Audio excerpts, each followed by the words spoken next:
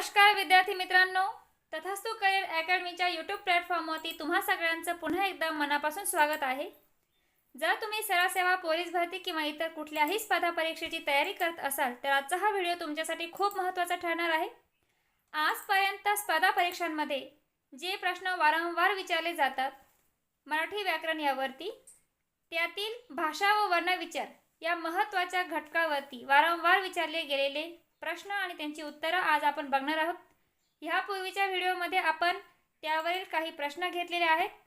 आज हा भाग दुसरा आहे, तर वेळ वाया न घालवता आपण व्हिडिओला सुरुवात करूया। आजचा पहिला प्रश्न आहे, पुढील पर्यायांपैकी स्वर कोणता? खाली तुम्हाला काही पर्याय दिलेले आहेत आणि त्यातील योग्य उत्तर आहे पर्याय बी, आई। प्रश्न दुसरा, मराठी भाषेत एकूण स्वर किती आहेत? योग्य उत्तर आहे पर्याय सी, 14। आपल्या मराठी भाषेमध्ये एकूण 14 स्वर आहेत। पुढील प्रश्न, मराठी भाषेचे लेखन आपण लिपीत करतो, म्हणजेच मराठी भाषेचे लेखन आपण कोणत्या लिपीत करतो? याचे योग्य उत्तर आहे पर्याय सी, देवनागरी। आपली मराठी भाषा जी आहे ती आपण देवनागरी ह्या लिपीत लिहितो। पुढील प्रश्न, मराठी भाषेतील ळ ह्या वर्णाचे वैशिष्ट्य कोणते? योग्य उत्तर आहे पर्याय बी, स्वतंत्र वर्ण। ळ हा जो वर्ण आहे हा कसा आहे? स्वतंत्र वर्ण आहे आणि हे ह्याचे वैशिष्ट्य आहे। पुढील प्रश्न, वर्णांची उच्चारण स्थानी ह्या दृष्टिकोनातून कोणता वर्ण तालव्य नाही? याचे योग्य पर्याय आहे पर्याय डी, र। पुढील प्रश्न, ई हा स्वर कोणत्या प्रकारचा आहे? आणि याचा योग्य पर्याय आहे पर्याय बी, ह्रस्व। ई हा स्वर ह्रस्व प्रकाराचा आहे। जोडाक्षर म्हणजे काय? तुम्हाला पर्याय दिलेले आहेत आणि ह्यातील योग्य पर्याय आहे पर्याय ए, व्यंजन अधिक व्यंजन अधिक स्वर। जोडाक्षर म्हणजे व्यंजन व्यंजनला जोडले जाते आणि त्यामध्ये स्वर मिसळला जातो, त्याला आपण जोडाक्षर असे म्हणतो। पुढील प्रश्न, श, श, स ह्या वर्णांना काय म्हणतात? खाली पर्याय दिलेले आहेत आणि योग्य पर्याय आहे पर्याय ए, उष्मे। श, श, स ही वर्णे कशी आहेत? उष्मे वर्णे आहेत। ठीक आहे। प्रश्न 9, चंद्र व जग या शब्दांतील पहिली व्यंजने कोणत्या प्रकारात मोडतात? पहिली व्यंजने, खाली पर्याय दिलेले आहेत आणि योग्य पर्याय आहे पर्याय बी, तालव्य। पुढील प्रश्न,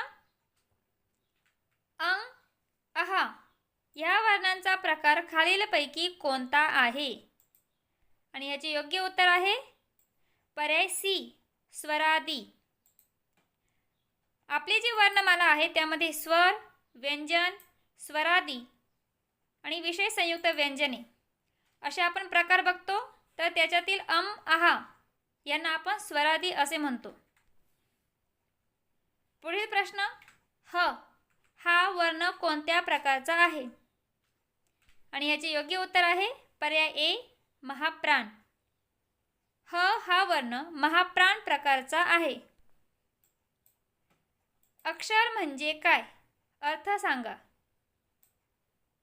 याचे योग्य उत्तर आहे पर्याय सी, नष्ट न होणारे। अक्षर म्हणजे नष्ट न होणारे, ज्याचा कधीही नाश होत नाही, नष्ट न होणारे म्हणजेच अक्षर होय। पुढील प्रश्न, अन ह्या वर्णाचा प्रकार कोणता? याचे योग्य उत्तर आहे पर्याय बी, अनुनासिक। पुढील प्रश्न, मराठी भाषेत एकूण 14 स्वर, 2 स्वरादी व डॅश डॅश इतकी व्यंजने आहेत। याचे योग्य उत्तर आहे पर्याय सी 34. आपल्या मराठी भाषेमध्ये एकूण 14 स्वर आहेत, 2 स्वरादी आहेत. तर ते स्वरादी कुठले आहेत? आहा हे 2 स्वरादी आहेत आणि 34 व्यंजने आहेत. तसेच काही विशेष संयुक्त व्यंजनेही आहेत. हे तुम्हाला लक्षात ठेवायचं आहे. पुढील प्रश्न, अक्षरांना काय म्हणतात? अक्षरांना डॅश डॅश असे म्हणतात. याचे योग्य उत्तर आहे पर्याय डी ध्वनी चिन्हे. अक्षरांना ध्वनी चिन्हे असेही म्हणतात. पुढील प्रश्न, डॅश डॅश ही मराठी भाषेची जननी आहे. दिलेल्या पर्यायांपैकी योग्य उत्तर आहे पर्याय ए संस्कृत. संस्कृत ही मराठी भाषेची जननी आहे. पुढील प्रश्न, मराठीचे आद्य व्याकरणकार कोण आहे? मराठीचे आद्य व्याकरणकार कोण आहे? दिलेल्या पर्यायांपैकी योग्य पर्याय आहे पर्याय ए गंगाधर शास्त्री फडके. मराठीचे आद्य व्याकरणकार गंगाधर शास्त्री फडके आहे. पुढील प्रश्न, मराठी भाषेचे पाणिनी कोण आहे? म्हणजेच मराठी भाषेचे पाणिनी कोणाला म्हणतात? दिलेल्या पर्यायांपैकी योग्य पर्याय आहे पर्याय बी दादोबा तरखडकर. हे नाव तुम्हाला लक्षात ठेवायचे आहे. दादोबा तरखडकर यांना मराठी भाषेचे पाणिनी अशी पदवी लोकहितवादी यांनी दिली आहे. कोणी दिली आहे? लोकहितवादी यांनी दादोबा तरखडकर यांना मराठी भाषेचे पाणिनी अशी पदवी दिली आहे.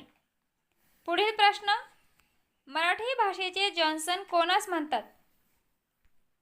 दिलेल्या पर्यायांपैकी योग्य उत्तर आहे पर्याय सी कृष्णशास्त्री चिपळूणकर. मराठी भाषेचे जॉन्सन कृष्णशास्त्री चिपळूणकर यांना म्हणतात आणि त्यांना ही पदवी लोकांनी दिलेली आहे. पुढील प्रश्न, मराठी भाषेचे शिवाजी कोणास म्हणतात? याचे योग्य उत्तर आहे पर्याय डी विष्णुशास्त्री चिपळूणकर. मराठी भाषेचे शिवाजी कोणाला म्हणतात? विष्णुशास्त्री चिपळूणकर. आणि ही पदवी त्यांनी स्वतःला दिलेली आहे. पुढील प्रश्न, ज्यांचा उच्चार दुसऱ्या कोणत्याही वर्णाच्या सहाय्याशिवाय होऊ शकतो त्यांना काय म्हणतात? पुन्हा एकदा नीट ऐका. ज्यांचा उच्चार दुसऱ्या कोणत्याही वर्णाच्या सहाय्याशिवाय होऊ शकतो, म्हणजे ज्यांचा उच्चार करण्यासाठी दुसऱ्या कुठल्याही वर्णाची आवश्यकता नसते, त्यांना काय म्हणतात? आणि दिलेल्या पर्यायांपैकी योग्य उत्तर आहे पर्याय सी स्वर. स्वर ह्या वर्णांचा उच्चार करण्यासाठी दुसऱ्या कुठल्याही वर्णाची आवश्यकता नसते. हे तुम्हाला लक्षात ठेवायचं आहे. आणि आजच्या व्हिडिओचा शेवटचा प्रश्न आहे, ज्या अक्षरात 2 किंवा अधिक व्यंजने प्रथम एकत्र येऊन शेवटी त्यात एक स्वर मिसळतो त्यांना आपण काय म्हणतो? आणि दिलेल्या पर्यायांपैकी योग्य उत्तर आहे पर्याय बी जोडाक्षर. जोडाक्षर जी आहेत ती 2 किंवा अधिक व्यंजने एकत्र येऊन त्यात शेवटी स्वर मिसळतो आणि म्हणून आपण त्याला जोडाक्षर असे म्हणतो. आणि ह्यावरती वेगवेगळ्या प्रकारे प्रश्न विचारले जातात, तर तुम्हाला हे लक्षात ठेवायचं आहे. तर आजचा हा व्हिडिओ तुमच्यासाठी खूप महत्त्वाचा ठरणार आहे. आणि आजचा हा व्हिडिओ तुम्हाला आवडल्यास नक्की तुम्ही या व्हिडिओला लाईक आणि शेअर जरूर करा. आणि नवीन व्हिडिओसाठी चॅनलला सबस्क्राईब करायला विसरू नका.